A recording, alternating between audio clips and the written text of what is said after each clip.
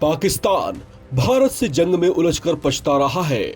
जो पाकिस्तान पहले से ही हाथ में कटोरा थामे दुनिया से लोन की भीख मांगता फिर रहा था, उसे आतंक परस्ती बहुत महंगी पड़ी है। पहलगाम आतंकी हमले के बाद ही ये साफ हो गया था कि उसका बहुत बुरा हश्र होने जा रहा है। हुआ भी वैसा ही। भारत ने ऑपरेशन सिंदूर के तहत उस पर ऐसे हमले किए कि उसकी कमर ही टूट गई। सिर्फ 3 दिन के भीतर ही वो घुटनों पर आ गया। भारत से रहम की भीख मांगने लगा, सीज फायर के लिए गिड़गिड़ाने भी लगा। भारत ने उसके प्रस्ताव को माना भी, लेकिन अपनी शर्तों पर अपनी फितरत से मजबूर पाकिस्तान सुधरा नहीं। उसने अब एक नया प्रोपोगेंडा रचना शुरू कर दिया है। भारत की ओर से हमले रुकते ही शहबाज शरीफ की सरकार और पाकिस्तानी आर्मी जनरल असीम मुनीर डींगे हाँकते सुने जा रहे हैं। अपनी आवाम की आंखों में धूल झोंक कर ये जताने और बताने की कोशिशें कर रहे हैं कि उल्टा उन्होंने भारत का कितना नुकसान किया है। आपको ये जानकर हैरानी हो सकती है कि पाक सरकार ने ये प्रचारित किया है कि उन्होंने S-400 मिसाइल बेस और ब्रह्मोस इंस्टॉलेशन को पूरी तरीके से तबाह कर दिया है। अलबत्ता सच्चाई तो ये है कि सिर्फ 3 दिन में ही भारतीय सेना पाकिस्तान को घुटने पर ले आई थी।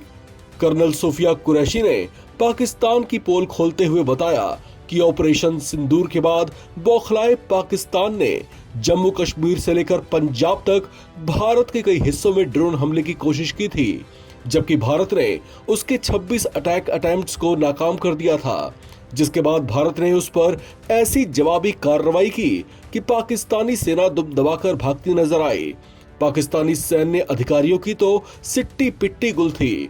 कर्नल सोफिया कुरैशी ने खुलासा किया कि रहीम यार खान, रफीकी, पसरूर, सुक्कुर, चुनियन में एयरबेस, मुरीद, चलाला और सियालकोट एयरबेस, रडार साइट्स, सैन्य ठिकानों और गोला बारूद भंडारों को भारत ने तबाह कर दिया था।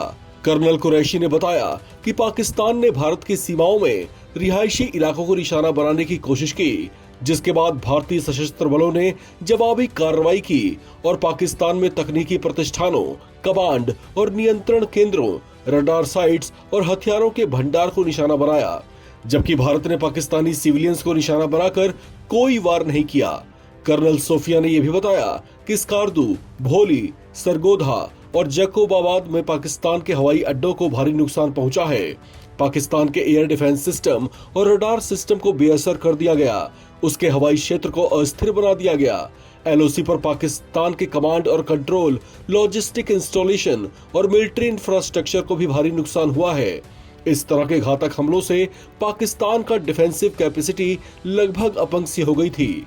भारत ने इसकी शुरुआत 7 मई की रात में की थी, जब 9 जगहों पर एयर स्ट्राइक करते हुए लश्कर, जैश, हिजबुल जैसे आतंकी संगठनों के निशानों को तबाह और बर्बाद कर दिया गया था। भारत के इन हमलों के बाद पाकिस्तान ने दुनिया से सहानुभूति बटोरने की कोशिश भी की थी, लेकिन आतंक के एपी सेंटर के तौर पर दुनिया में बदनाम पाकिस्तान को उल्टा दुनिया के शक्तिशाली देशों की कड़ी प्रतिक्रिया ही झेलनी पड़ी। इस खबर में फिलहाल इतना ही। बाकी अपडेट्स के लिए आप बने रहें NBT ऑनलाइन के साथ।